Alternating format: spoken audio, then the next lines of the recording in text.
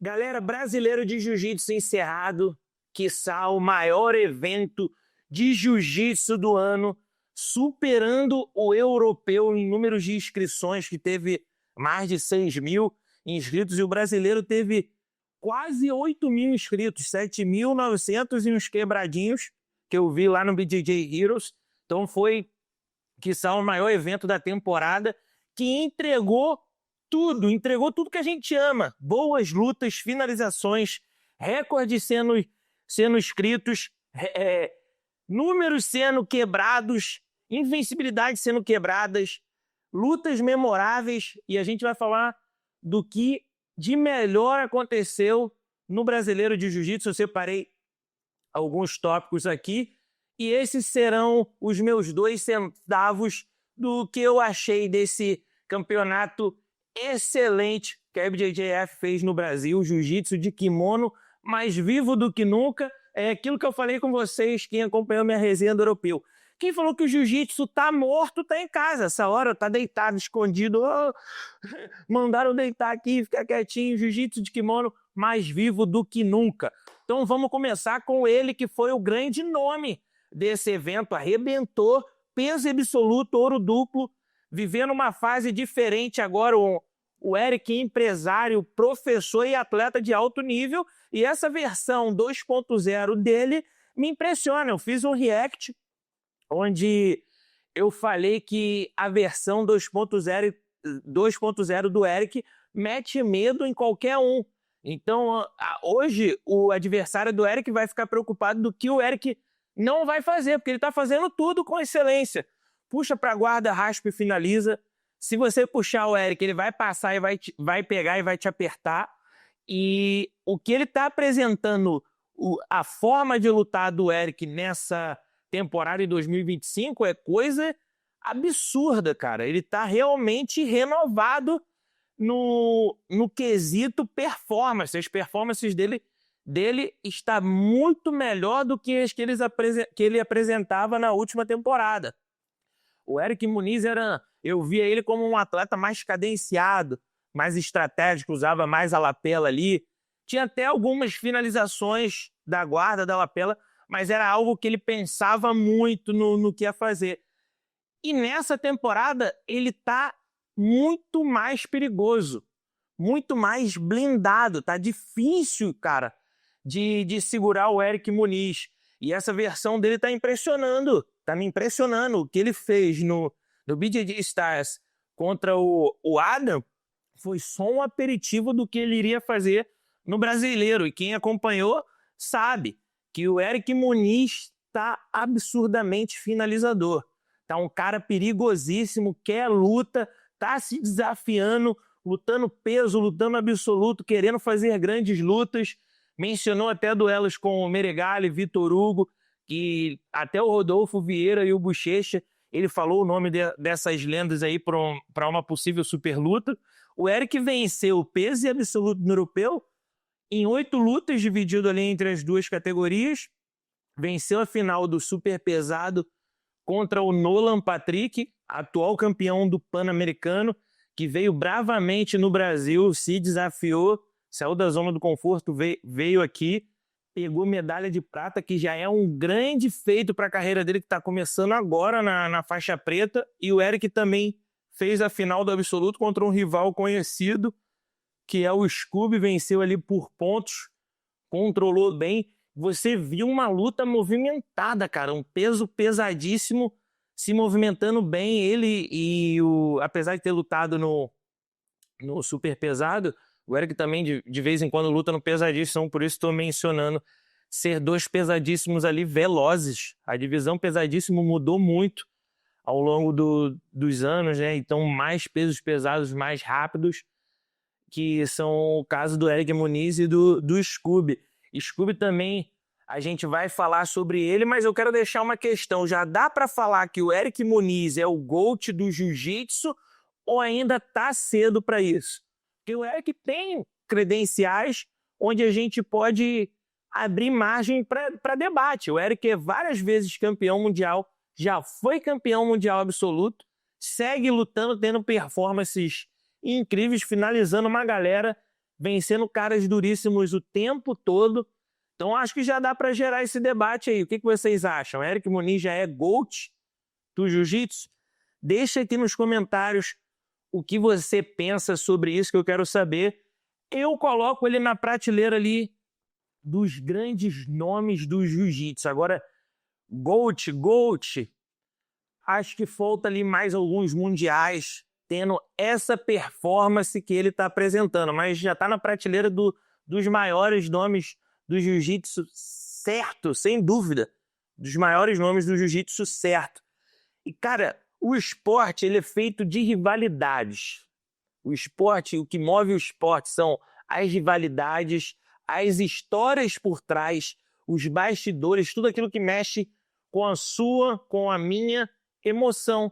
O que faz a gente ser apaixonado pelo jiu-jitsu são as rivalidades. Tem que ter aquele confronto que chama, que acende a chama. Meu irmão, vou assistir o brasileiro porque eu quero ver essa luta. E aconteceu, cara. E o que mais me impressiona que atletas que são super campeões, eles têm algo diferente, cara. Dá pra ver que a pessoa é diferente, não é uma pessoa comum. E o maior exemplo disso foi a Tayane Porfírio. Por quê? A Gabi Peçanha havia finalizado ela quase 2 finais de semana seguidos. Foi no BJJ Stars, depois no Absoluto, que aconteceu no sábado no Brasileiro. E dessa vez, para a final da categoria super pesado, ela veio diferente, cara. Veio blindada, veio com uma confiança, fez um jogo diferente, puxou para a guarda, fez a sua guarda-laço, que é um ponto fortíssimo do seu jogo, raspou a peçanha, depois bloqueou as tentativas de raspagem, ataque nos pés. Quando ficou que a peçanha veio tentar de raspagem, ficou em pé, ela derrubou a peçanha, controlou ali até o final, mas faltando poucos segundos, minutos para acabar a peçanha, conseguiu raspar, quase pegou as costas, mas não tinha mais tempo. Aquele realmente ele foi a luta da Tayane, ela conseguiu controlar bem, impôs o seu ritmo e venceu. Quebrou uma invencibilidade da peçanha de 166 lutas invictas. 166 vitórias seguidas. Eu acho que uns 3 anos sem saber o que é o gosto amargo da derrota. E a nova geração do jiu-jitsu, por parte dos fãs que acompanham a trajetória da Peçanha, talvez não saibam ou não lembrem, mas a Tayane Porfírio é e foi um dos grandes nomes do jiu-jitsu feminino também. Ganhou o Mundial peso absoluto 2 vezes, fez grande slam na faixa preta 2 vezes. Então era só questão de ela voltar a ter ritmo de luta, né? Ela tinha retornado, mas o ritmo de luta ele faz diferença. Acompanhando atletas por mais de 13 anos, você vai conhecendo vários aspectos do esporte. Essa questão do ritmo de luta faz muita diferença. E agora dá para ver que ela tá engajando, tá engatando no ritmo de luta, e isso fez diferença ali para a Peçanha, que você vê ela já automático, né? Já raspou, já ficou por cima, já defendeu ali a raspagem, e ver o jiu-jitsu feminino parando um ginásio, mostrando uma atmosfera absurda. O ginásio quase veio abaixo com a luta da Gabi Peçanha e da Tayane Porfírio. Cara, eu sou agraciado, sou abençoado por ter acompanhado a carreira das duas desde o início. Então tenho bastante coisa para falar sobre elas e fico feliz de ver elas duas sendo grandes estrelas do esporte hoje. Vi a Peçanha de faixa amarela, laranja, sua trajetória na azul. A Peçanha eu vi, e a Tayane eu vi desde faixa azul, ganhando seletivo por World Pro em Abu Dhabi, lá no Caio Martins, em Niterói. VF Comunica tá nessa desde quando não era tão legal cobrir jiu-jitsu. Mas eu já estive em muito ginásio sem ar-condicionado, sem bebedouro, tatame, aquele tatame de borracha da galera lá, abrindo espaço para essa nova geração hoje viver algo melhor do esporte. E eu, como mídia, fico feliz também de abrir espaço para a nova geração que sonha em trabalhar com jiu-jitsu. Um dia eu também venho abrindo esse caminho de oportunidades no esporte para quem trabalha com mídia. Mas voltando a Peçanha e a Gabi, a Peçanha e a Tayane Porfírio, foi um show à parte. Essa luta, essa rivalidade mexe com as emoções. A gente postou um vídeo lá no VF Grappling que dá para ver um pouco e sentir o que foi a atmosfera vendo essa luta. Foi incrível, cara. O ginásio veio abaixo, elas merecem todos os aplausos possíveis. E, ó, o clima vai esquentar no Mundial. Por quê? Tem a Tayane Porfírio, que vem de vitória sobre a Peçanha. Tem a Peçanha, que continua o reinado, que eu vou explicar por quê. E tem a Yara, que também está retornando em boa fase. Então, ó, 3 grandes nomes que prometem muito no Mundial. Ah, VF, pô, mas a Tayane Porfírio ganhou da Peçanha. Por que ela continua o reinado? Simplesmente porque a Peçanha venceu a disputa mais difícil do campeonato, que é a categoria absoluta, onde reúne vários atletas de diversos pesos na disputa. A disputa absoluta é a que tem mais prestígio e ela continua como a rainha do jiu-jitsu por ter vencido o absoluto mais um ano, mantém o nome dela lá no topo da divisão, continua sendo a melhor faixa preta do feminino por conta desse status de ter vencido o absoluto. E ainda continua quebrando recordes. A Gabi PC fechou mais um grande slam, o 4º grande slam seguido na faixa preta. O que ela está fazendo é algo absurdo, é algo nunca visto antes no jiu-jitsu entre homens e mulheres. Os números da Gabi Peçanha são altíssimos e a gente deve apreciar isso, deve aplaudir, ó, a Gabi Peçanha pelo que ela está fazendo. É muito sinistra a história que ela está escrevendo dentro do jiu-jitsu, cara. Não só no feminino, isso está impactando o esporte como um todo. A Gabi Peçanha é hoje a maior estrela do jiu-jitsu. Cara, em termos de número, grandeza, ela está sendo a maior. É muita conquista o tempo todo ano, grande slam, grande slam, grande slam. E acabou de conquistar o seu 4º grande slam na faixa preta. Isso não é normal, não pode ser tratado como normal, e a gente deve estar cada vez mais falando sobre esses números da Gabi Peçanha. Tirou muita onda, manteve o absoluto em casa, colocou a coroa na cabeça. Muito maneiro ver a Gabi Peçanha trabalhando mais esse brand dela de rainha, né? Tem que investir na imagem, tem que criar o engajamento com os fãs, tem que criar interação, tem que criar algo que fique na cabeça das pessoas após a sua conquista. Igual agora a gente está falando, ó, ela colocou a coroa na cabeça, muito sinistra, a Gabi Peçanha, nota 10 aí para ela na performance no absoluto. Só não foi tão perfeito porque perdeu ali na categoria, mas tirou muita onda, fez uma guerra com a Yara. A Yara começou ali bem na luta, conseguiu fazer algumas vantagens, mas a Gabi conseguiu conduzir o combate à sua melhor maneira, venceu nos pontos, acumulou mais um título. Mas a Yara também, vale ressaltar, teve uma excelente campanha nesse brasileiro. Ela que teve um tempo que ficou machucada e não ganhava um grande título na IBJJF desde 2021. Ganhou um ouro na faixa preta, na categoria pesado, finalizou a Tamires Silva, que é a campeã mundial. Então, Yara também retornando ao seu melhor estilo. Eu também acompanhei a Yara nos tempos de faixa roxa, marrom. Ela sempre fez as guerras mais esperadas com a Peçanha e já conseguiu também mostrar que está defendendo bem as posições de ataque da Peçanha, defendeu a botinha ali. Foi até elogiada, foi até mencionado isso na transmissão, né? A questão da defesa da Yara foi elogiada. Então a Yara voltando aí com tudo também. O Mundial, como eu disse, vai pegar fogo demais. E antes do brasileiro, eu havia feito um vídeo sobre a invasão gringa no brasileiro de jiu-jitsu. Mas, para falar a verdade, eu não esperava que seria tão impactante como foi. Foi incrível, cara, o que os gringos fizeram, especialmente Estados Unidos e Polônia. Os Estados Unidos tiveram, pela primeira vez, a sua melhor performance da história no Campeonato Brasileiro. Foram 4 medalhas, 2 de ouro, 2 de prata no adulto masculino e no feminino. Campeões Cole Abate e Elizabeth Clay. Cole no pena, Elizabeth Clay no médio feminino. Isaac, medalhista no pena, prata. Elijah Dorsey, medalhista de prata no peso médio.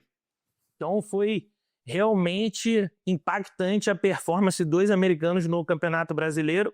E no peso pena foi algo ainda maior, cara. Foi pela primeira vez na história do Campeonato Brasileiro que teve a final peso pena sendo disputada por 2 americanos, o Isaac Dordeline e o Cole Abate. O Isaac, que por sinal era o atual campeão da categoria. Era o atual campeão da categoria. Ou não? Não lembro. Acho que não era. Deve estar falando besteira aqui, mas ele ganhou já 2 vezes o Campeonato Brasileiro, veio em busca do terceiro, quase ganhou, mas o Cole estava num momento melhor ali, tirou o Isaac, venceu a luta nos pontos, começou bem, fazendo uma vantagem, depois conseguiu fazer 2 pontos e levou a melhor. E outro fato interessante, que eu gosto de pesquisar sobre a história do esporte, eu gosto de pesquisar mais umas informações assim diferentes para trazer para vocês aqui que acompanham o VF Comunica. Cole Abate é o 4º americano da história a vencer o Campeonato Brasileiro no adulto faixa preta. Ele repetiu o feito do Rafael Lovato, que foi campeão já por 2 vezes. O Rafael Lovato venceu 2 vezes o Campeonato Brasileiro. Isaac Dordeline venceu 2 vezes o Campeonato Brasileiro. Depois o Mason Fowler venceu o Campeonato Brasileiro também. Esse foi tinha sido o mais recente antes do Cole. Venceu no pesadíssimo. E agora o Cole Abate é o 4º americano no adulto masculino faixa preta a vencer. E o Cole está vivendo o início de uma de suas melhores fases na sua carreira recente faixa preta. Apenas o 2º ano dele na elite da faixa preta e ele já está voando alto. Já está se consolidando como um dos nomes mais fortes da categoria. Ele bateu na trave no europeu, fechou o PAN com o Diego Pato, ganhou do Samuel Nagai na semifinal, fechou com o Pato e agora foi campeão brasileiro no peso pena. E no ano passado ele conquistou o título mundial no gi. Então já tem 2 Majors title da IBJJF na carreira. E o Cole é, na nova geração, o produto que a gente vê daquele atleta que começa novinho e atinge o ápice da carreira ali pelos seus 18, 19, 20 anos. Eu acredito que o Cole tenha no máximo 20 anos, 20 ou 21.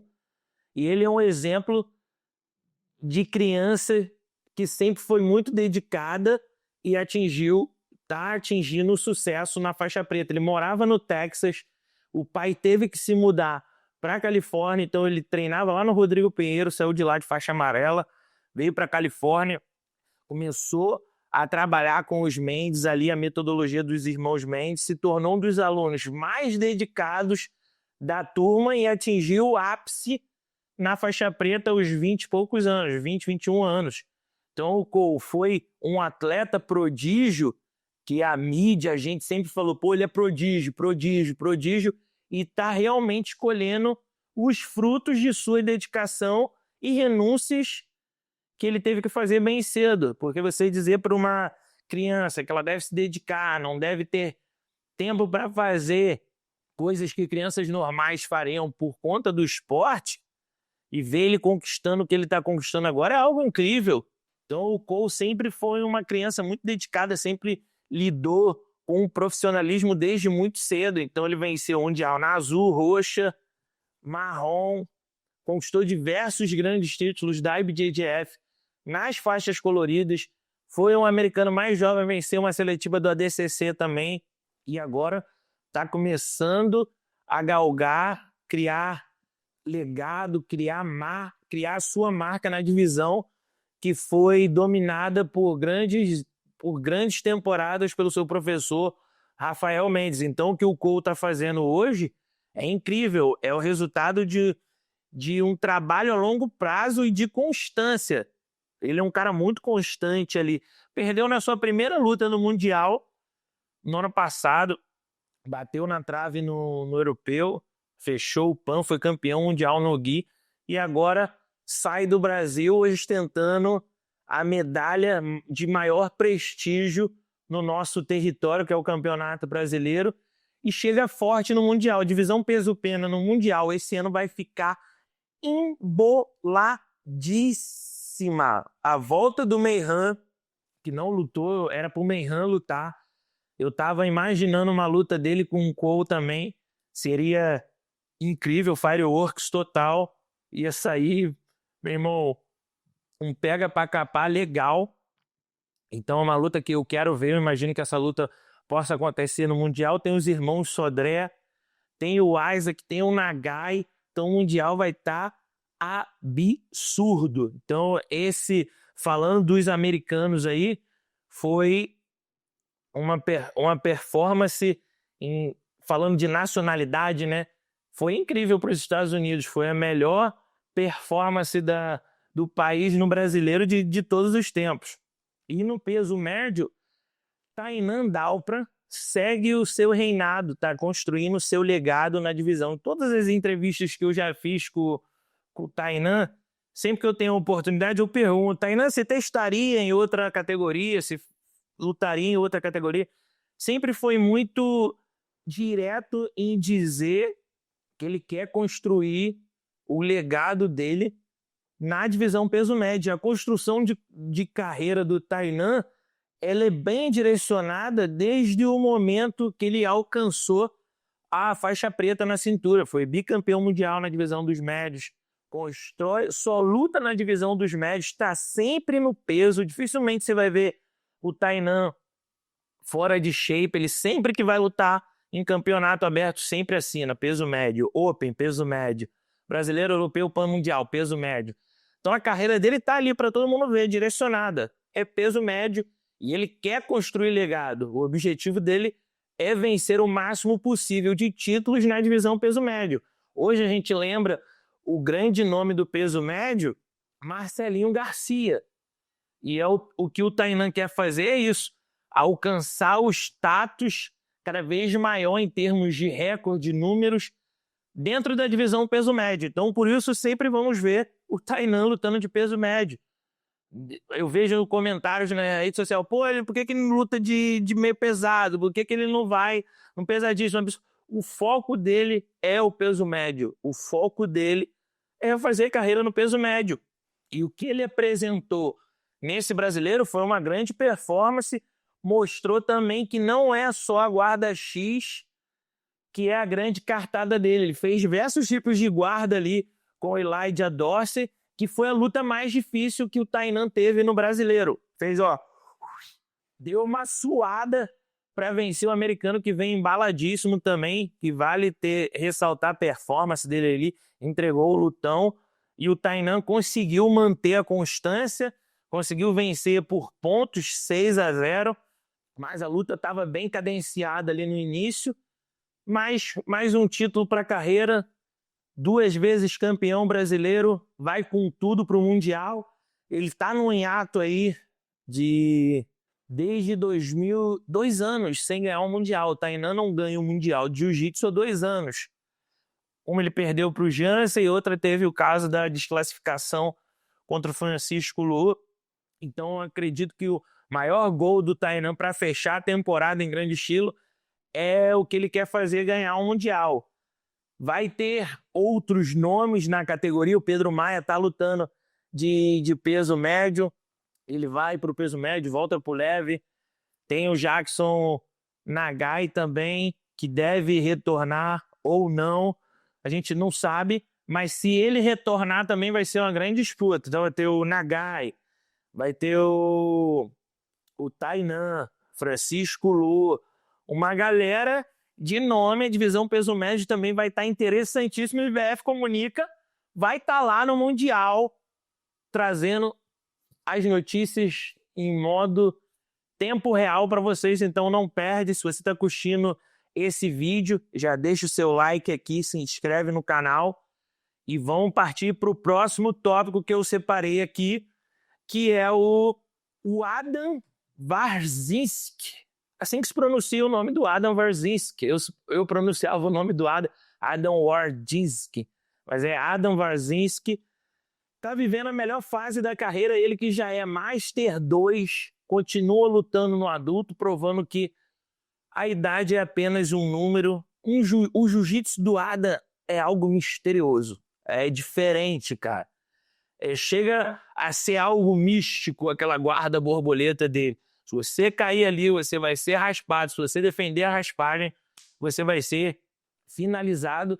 E ele continua se provando contra os atletas mais jovens dessa categoria, que é pesado, continua provando que ele está um nível acima da divisão.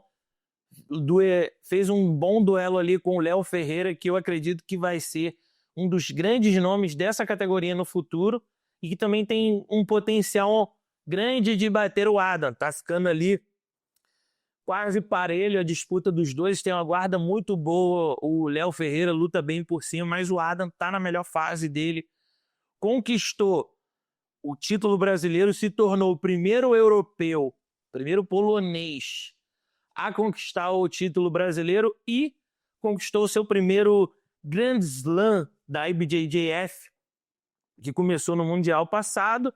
Aí do Mundial passado o Adam ganhou o europeu, PAN, e o brasileiro fechou o Grand Slam da IBJJF, tirou muita onda. O Adam é um cara, excelente no que ele faz. E tem uma das coisas mais legais que o Adam demorou anos, eu acho que uns 5, 6 anos aí, para ganhar o primeiro mundial dele na IBJJF. Então o segredo é, se você tem um sonho, você acredita nele, não desista. Que o que vai te fazer chegar lá é a constância. Jiu-jitsu é uma metáfora que serve para a vida, cara. O segredo é a constância. Quer ficar bom de jiu-jitsu? Tem que treinar para sempre. Se você parar, vai ficar ruim. Quer conquistar algo? Tem que treinar muito, praticar muito e tentar até você alcançar. Então o Adam impressiona muito por essa questão da persistência, né? Da ambição que ele tem em se tornar o melhor. Ganhou o Crown lutando contra o Batista, que é um dos melhores passadores da atualidade, conseguiu fazer sua guarda contra ele. O Adam tá lutando muito, cara. Gosto muito de assistir ele tem um estilo diferente, cabelo longo, aquela feição mais fechada, tá tirando muita onda. Um exemplo aí para a nova geração do jiu-jitsu. Outro nome, eu não sei se... Eu não abri aspas para ele, mas vou falar agora. O Scooby tá numa evolução, cara, muito grande. Tá sendo notável a evolução dele na forma de lutar. Quem tá acompanhando ele desde o Crown, que ele lutou, o evento profissional da IBJJF, que só vai convidado, ele venceu o Roosevelt por finalização, venceu o arquirrival dele, Gutenberg, desde esse campeonato. Ele segue evoluindo. Foi campeão do PAN, lutando muito a final do pesadíssimo, venceu por finalização, veio para o Brasil, fechou a categoria com o amigo Guilherme, que também fez ótima campanha do outro lado, foi finalista do absoluto. Então eu vejo que o Scooby está cada vez mais confiante, está cada vez mais conseguindo performar com as suas melhores posições, está usando melhor a sua altura, né, sua estatura ali, tá passando mais afastado. Quando o guardeiro faz guarda-laço, guarda-lã, ele se estica, então ele é alto, é difícil você fazer guarda contra um cara que se posiciona bem. Para mim, na minha visão, dou nota 10 pela performance do que ele apresentou, taxas de finalizações cada vez mais altas, lutou muito também. Outro nome que me impressionou pela forma de lutar, alegria nas pernas, filho. Alegria nas pernas é o Jansen. O jiu-jitsu dele é baseado ali no samba, no funk, é um molejo, é difícil, cara, você segurar o Jansen. E o jiu-jitsu dele é como uma dança, cara, ele é escorregadio, vai transpondo a sua guarda ali, cai do seu lado na lateral e é um abraço. Lutou muito, tá mais pesado, mas continua rápido e finalizador. Tá finalizador o garoto. Tá vencendo com autoridade, cara. E o jiu-jitsu dele, bem diferente, né? Um jiu-jitsu street, de rua, favela, aquele jiu-jitsu agressivo, agitado, o molejo. Ele venceu o Davi Vettorazzi, que é o atual campeão europeu, conseguiu finalizar, conseguiu transpor a guarda do Davi. Transpôs? Acho que sim, cara, acho que sim. Lutou muito bem, conseguiu parar nas costas e finalizar. O Davi também fez excelente performance. Ele e o irmão dele vieram lutar no Brasil depois de vários anos. Estão morando em Portugal agora. Se você ainda não conhece o trabalho do professor Manuel Neto, que é a academia onde os irmãos Vettorazzi treinam, tá fazendo um trabalho excelente em produzir talentos para o cenário competitivo. Então, antes era o Pedro Ramalho, que foi campeão do World Pro. Agora tem os irmãos, tem a galera da faixa roxa, a azul ali, que vai começar a aparecer cada vez mais. E o jiu-jitsu europeu crescendo. E o professor Manuel faz parte desse projeto de expansão do jiu-jitsu na Europa. Ele que chegou em Portugal há muito tempo, está fazendo um trabalho incrível. Tem uma das academias mais bonitas de Porto, se eu não me engano, onde fica localizada a academia dele. Um trabalho que ele faz com muito amor, sabe? Que tá gerando frutos. Você vê os moleques aí, os irmãos lutando fino do fino na faixa preta. O Matheus e o Davi são dois caras talentosíssimos e tiveram uma grande performance também. Não levaram ouro dessa vez, mas entregaram boas lutas. É isso que vai ficar lembrado também. Deixa eu ver outros nomes aqui que eu anotei, que eu lembro agora. Cássia Moura também voltou a vencer em grande estilo depois de perder a final do PAN. Voltou melhor, venceu a adversária que havia vencido ela na final. Teve até uma pegada de costas sinistra, não sei como é que ela fez aquilo, foi uma mágica ali, defendeu uma tentativa de queda, foi para as costas, conseguiu vencer a Maria Luísa na semifinal. E, cara, é diferente o lutador que ele quer mais. Dá para você ver o cara, a pessoa, o atleta, a menina, a mulher que quer mais. A Cássia Moura entrou desde o primeiro minuto de luta querendo muito, cara. Querendo muito. Ela agarrou na calça da Margot ali, ficou do lado, gastando força aqui do antebraço para tentar passar a guarda. E a Margot ali gastando força também, tentando raspar. Ela conseguiu os 3 pontos, depois a Margot laçou ali na lapela, que eu pensei quase que leva, cara. Que ela é uma raspagem boa, que quando você acerta, você já raspa montando. Então é 2 mais 4, seria 6 a 3. Mas a Cássia ali defendeu bem, queria muito ódio, muita força, muita vontade. A Cássia ali, ó, sai do Brasil com a medalha de maior prestígio dentro do nosso território, que é o Campeonato Brasileiro. Lutou muito também. Nota 10 aí para o trabalho do professor Bruno Baixos, que é um dos melhores estrategistas e estudiosos do jiu-jitsu. O trabalho que ele está fazendo lá no Texas é algo notável. É campeão na faixa preta, na faixa colorida, nas faixas de base. Merece muito a atenção no trabalho que ele está fazendo. Outro nome aqui que me impressionou foi a Janaína. Foi consistente, foi campeão do PAN, ganhou o brasileiro. Maca Vicentini também, Elizabeth Clay. Do masculino, Pato venceu bem, finalizando a final. Rodrigo Otávio no Galo foi bicampeão brasileiro. Lucas Maquiné também, cara. Cara, tirou onda, Lucas Maquiné. Gosto muito de ver o Lucas lutar, cara. É um jiu-jitsu... Como que eu posso definir a forma dele lutar? É um jiu-jitsu diferente, cara. É uma agressividade controlada pro momento certo, cara. Ele é muito agressivo lutando. Você não vai ver ele fazendo luta chata. Todas as vezes que ele perdeu, talvez tenha sido por excesso ou porque o oponente foi melhor mesmo, mas dessa vez ele veio cadenciado, raiva controlada para soltar ela no momento certo, venceu o Lucas Protásio na semifinal. O Lucas é um adversário duríssimo para qualquer um. E, cara, conseguiu vencer ali a final do peso leve contra o Luiz Paulo de uma forma com maestria, cara. Conseguiu transpor a guarda, passar, controlou bem, venceu, conquistou o primeiro título dele na IBJJF como faixa preta. Vinha batendo na trave, eu vi o Lucas batendo na trave em alguns eventos. Eu sempre falei pra ele, cara, você tem um jiu-jitsu bom, moleque. Acredita que sua hora vai chegar. E chegou. O Lucas também me impressionou ali, muita vontade, muita garra. A pegada de costa que ele fez, cara, outra coisa que me impressionou, que muita gente pega as costas e cruza a mão aqui para tentar finalizar na gola, e nisso o oponente consegue tirar os ganchos, né? Ele pegou as costas do Lucas Protásio e esticou os dois braços dele aqui para trás para colocar os ganchos. Esse foi um detalhe que eu achei assim, impressionante. Lucas Maquiné, a família Maquiné, né? Ele é primo do Meihan, cara. Tem um DNA ali de campeão no sangue. Meihan também entrou no absoluto, tirou onda. Ele gosta de desafio, não tem jeito. O moleque é ousado, cara. Ousadia e alegria.